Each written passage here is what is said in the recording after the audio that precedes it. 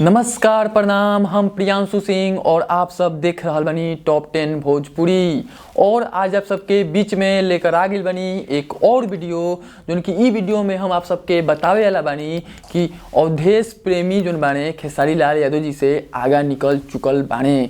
जी हाँ, आप सबके बता दी कि अवधेश प्रेमी खेसारी लाल यादव जी से आगा निकलल बाने। आखिरकार कौन चीज़ में आगा निकलल बाने ये वीडियो में हम आप सबके बतावे वाला बानी। तो वीडियो के शुरू से लेकर अंत तक देखते रही और अभी तक चैनल के सब्सक्राइब नहीं किए तो लाल कलर के बटन दबा के चैनल के सब्सक्राइब कर दी और घंटी पे जाके आप सब ऑल क्लिक कर ली। आप सबके बता दी कि खेसारी लाल यादव जी के एगो न्यूज़ चलावल जा रहा बा। हमनी के भोजपुरी इंडस्ट्री के जितना भी न्यूज़ चैनल बने, हमने लिखे जितना न्यूज़ चैनल बने वो एगो न्यूज़ चलावत ने और वो में बतावत ने कि खेसारी लाल यादव जी के चैनल के नाम बाटे खेसारी म्यूजिक वर्ल्ड जो कि 5 मिलियन सब्सक्राइबर कंप्लीट कर चुकल बाटे। जी आप सबके बता दी कि हकीकत बाटे 5 मिलियन सब्सक्राइबर कंप्लीट कर चुकल बाटे, जैसे कि स्क्रीनशॉट के माध्यम से आप सब देख सकत तानी जा। लेकिन उ सब जितना भी यूट्यूबर बाने उनका से एगो गलती भइल बा और उ बता देले बाने कि अभी तक भोजपुरी इंडस्ट्री के कोनो भी सुपरस्टार के आतना चैनल पर सब्सक्राइबर नहीं खन, जो कि पर्सन लोग के चैनल बाटे उतना सब्सक्राइबर नहीं खन। तो भैया जितना भी यूट्यूबर भैया लोग बाने आप सबके बता दी कि आप सब जाके एक बार अवधेश प्रेमी यादव के चैनल आप सब जाके देख ली।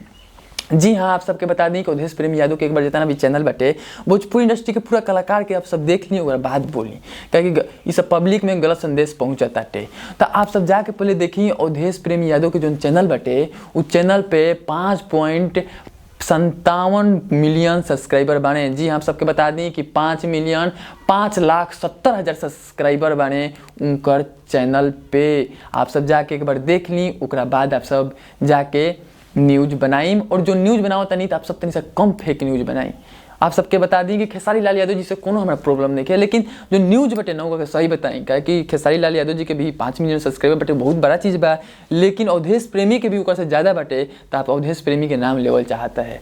ये रहे वीडियो आप सबके बीच में हम लेकर आइल बनी। तनी सा जितना भी हमनी के यूट्यूबर भाई लोग बने उनका लोग से गलती भइल बा तो चीज़ के हम सुधारे खातिर आइल बनी। तो कमेंट में आप सब जरूर बताइए कि आप सबके वीडियो कैसा लागल और जाते जाते चैनल के सब्सक्राइब कर दो, घंटी पे दबा दी। भोजपुरी से जुड़ल छोट बड़ खबर लेकर आवत रही। जय हिंद, वंदे मातरम। फिर से नहीं कल एक नया वीडियो के साथ, तब तक देखते रही टॉप 10 भोजपुरी।